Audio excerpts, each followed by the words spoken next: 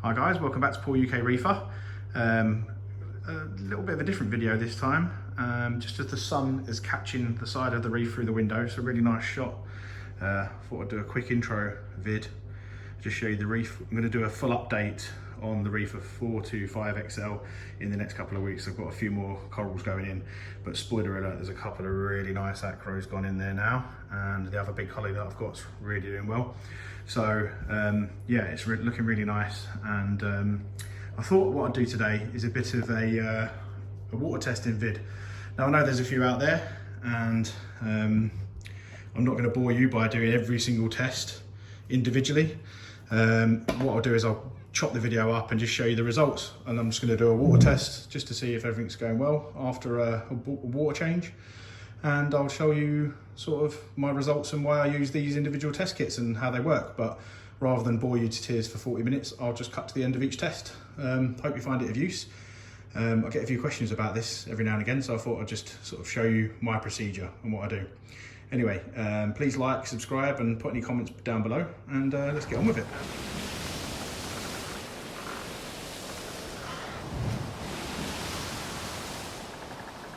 Okay, so the first test I tend to do is the Refractometer. You'll see there, sorry about the filming, that my water is about 1.025 on the specific gravity scale. That's done by adding a drop of water into the Refractometer and looking through that lens, which I tried to do very poorly just then. But yeah, anywhere between 1.024 to 2.6 is good. I tend to sit around 1.025, maybe just creep into 6 after a water change if I'm sort of just increasing the salt content. This is the best thing I've ever found. There's loads of refractometers out there, and some of them are digital, some of them need calibrating. This thing is really, really, really accurate. Never falls out of calibration for me anyway, and this is the second one I've had over the years. About 40 odd pounds, and yeah, spot on. You'll never need another one. It literally only takes 20 seconds to do the test as well.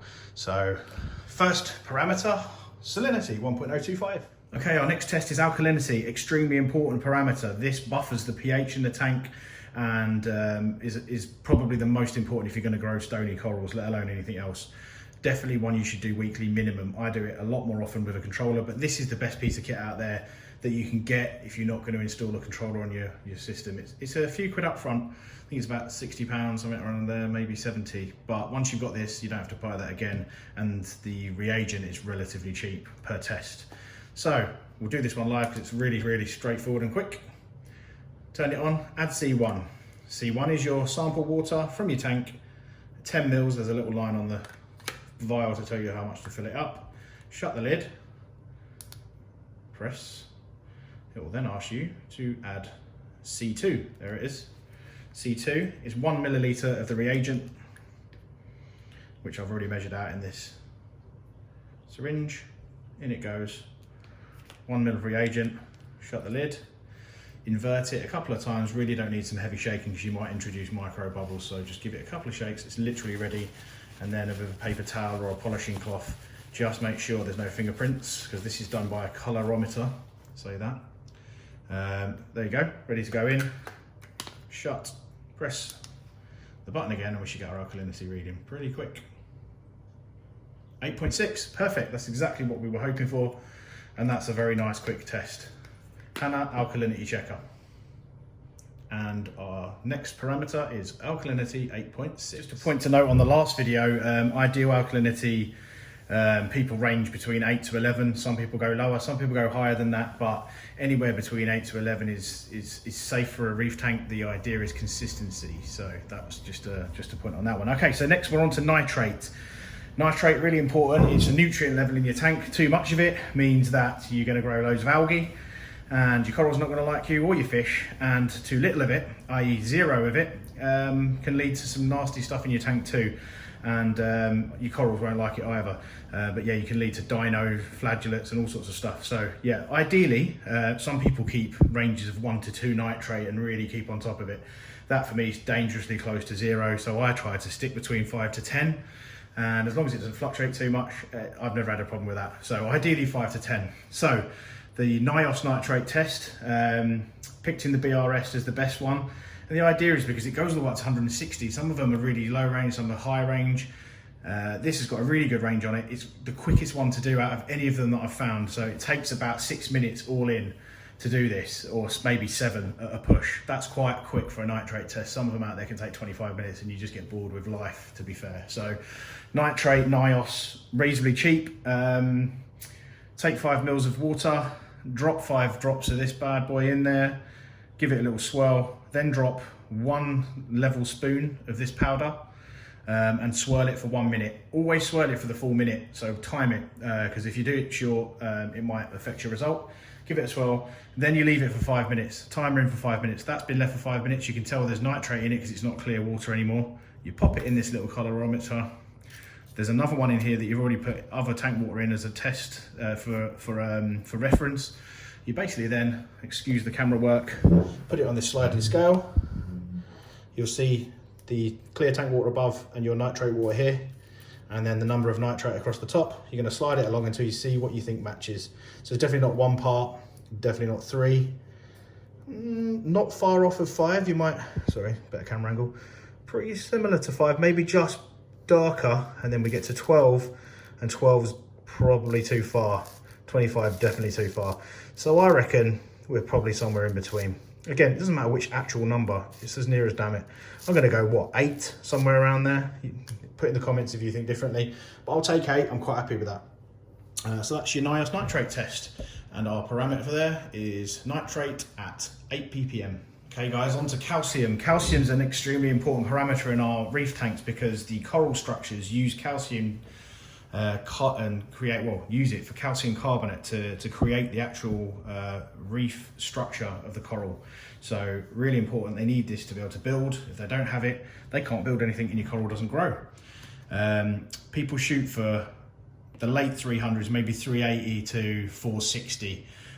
Again, I try to keep it in the middle, around 420, but you can read a million articles and they'll all tell you something different. So I shoot for 420. Again, not bothered if it's slightly higher or lower, just aiming for an area that I want to be in to make sure that there's enough in the water for the corals. So the calcium probe test kit, again, BRS and a few others have rated this is the most accurate over time, so I'll take that. Not the cheapest, maybe about 40 quid, but the test lasts for a very long time. You get a little card in to remind you what to do, because by the time you come back to these tests, unless you do them every few days, you can forget. So follow it. We're going to put 5 ml of tank water in the bottle. That's pink because I've already done the earlier process.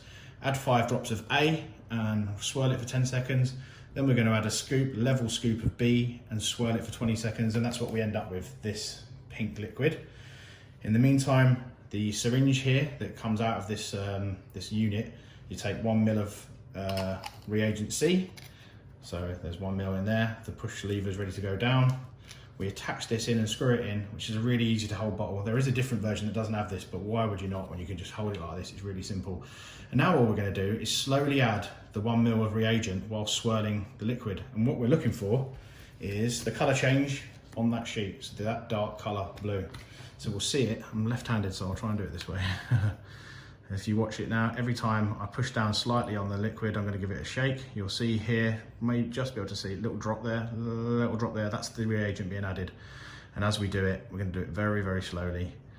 And we're going to wait for that colour change. So you'll see the plunger going down now as well. So I'm hoping for around 420, fingers crossed. Anything lower or higher is not the end of the world as long as it's not far out. You can adapt that by increasing your dosing or doing more water changes if you're not happy with it. We should be getting closer now to a result. You'll see the colour starting to get darker with the drops. And it's like watching paint dry. There we go, you've seen the colour change now. So that's quite an early colour change, but I always note what that is. So we have left in the vial there about 0.16 millilitres of liquid left, and I'll do another drop just to get that colour change full. So maybe one more. There you go. So that's the full colour change. So that's probably what I would take the reading at. And there is basically, as you'll probably see there, that would be 0.1 mil left. That's halfway between. So it's 0.15 mil left in the vial. We'll have a little look here. So we've used 0.85 mils. We look down the titrate used for 0.85. That's around there, and that's 425, so it's in between 420 and 430. So absolutely spot on, exactly what we wanted it to be. That's a result. So our next parameter that we've just completed is calcium, and it's at 425. Okay, 2 more left. The next one is phosphate, another extremely important one, like they all are. This is another nutrient test, and the more phosphate you have in your water, the same applies as nitrate, where your corals don't like it, your fish are not too bothered by it, but too much will pollute the water and algae will grow, and 0 can encourage other sorts of horrible things like dinoflagellates. So ideally, you're looking for a range of between 0.01 or 2, all the way to maybe 0.078, something like that. Most people try to aim for 0.01, but again, it's so close to bust that it worries me. So I'll show you about the test, but just as we do that, the test is just about to be completed. So let's just see our result come in, and then I'll show you how to do the test, because it takes a few more minutes than what we've shown here. So here we go, our phosphate ULR from Hannah. 0.06, bang on where I was hoping it would be. These are going really well today. So I've chosen the Hannah one because it shows you a digital readout, which is great. Again, a little bit up front, but then after that, relatively cheap for the reagent packets. And it's really, really as accurate as you could hope for this type of test, especially when you're looking at 0.0 of a ppm. Or 0.00 of a ppm. It's a really, really, really sort of low range. Okay, just as my auto top up comes in there. So to do the test, you're basically going to get 10 mils of water. You're going to pop it in the reader, and you're going to click it. It'll say add C1. So you add C1, which is your water. Then after that, you're going to take out. You're going to rip one of these sachets open very carefully. Then you're going to tip the contents very carefully into here. And you're going to swirl it for 2 minutes. It has to be a full 2 minutes again. Try not to get micro bubbles in it, so just gentle swirls. And then you're going to put it back in and hold the button down on the nitrate checker, on the phosphate checker, and that will time you 3 minutes, and you just saw the end of that. So our second to last parameter is phosphate of 0.06. Absolutely happy with that. Move on to the last one.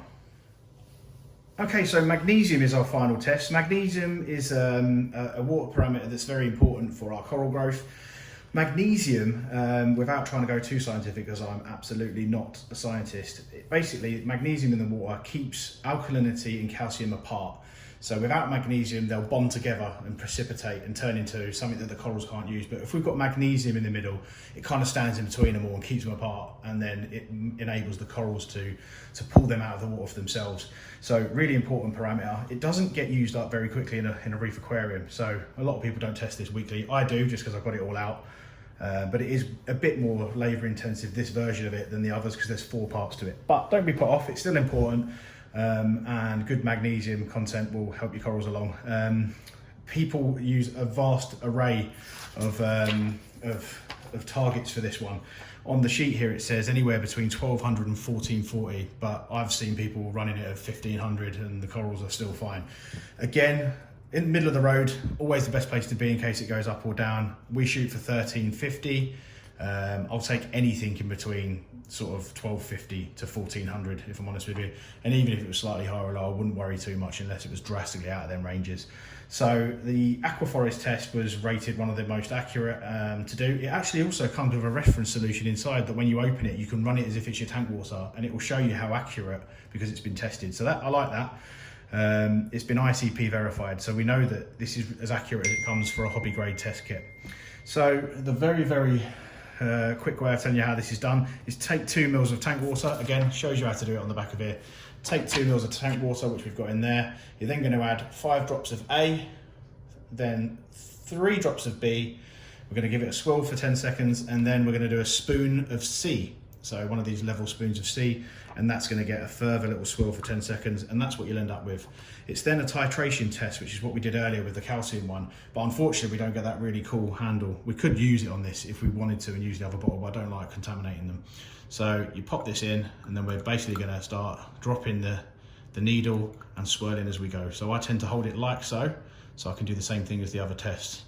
So drop it in, and then swirl till we see the colour change. The colour change we're looking for again is blue, as you can see from here. So try and do this with the camera and see how far we get. Still quite purple in there. Oh, you'll see there we changed. See the change? It happened very, very quickly. So we're now blue. It changes in a flash. we pull out the drop and see what's left. So the amount of reagent we've got left there, you'll see, is 0.1. It's actually bang on 0.1. So we've used 0.9 of a mil of reagent. So we go into our sheet, it will ask us how much we have left. We'll look down and we'll find 0.1 left, 1350. Well, that's an absolute perfect set of water tests. I was hoping it would go that way, but you can never tell with these things. If it would have been wrong, you'd have seen it and I'd have come up with a plan to fix it. But thank goodness for this week and this weekend, all the water testing's come back right. I hope this has been useful. If you've got any questions about any of this, please do let me know. There's tons of test kits out there. Try which ones work for you. These are ones that are time tested for me and from the people that I trust in the industry have told me they're as accurate as it gets as hobby grade. Remember, you can do ICP testing, which is sending things off to the lab and they'll tell you exactly what it is. And remember, these things are not scientifically spot on. They're close to. So all of the test results I've just given you there is give or take point this and point that on each test. It's really just a guide and we're looking for consistency and a guide to know that we're on the right track. So test your water every week, guys. That's the whole point. We're keeping water in this hobby. And if you keep your water right, you end up with a really good reef tank that everything thrives in and your animals are all healthy. So I hope that's been useful. Hope it hasn't dragged on too long and I'll see you on the next one. Cheers.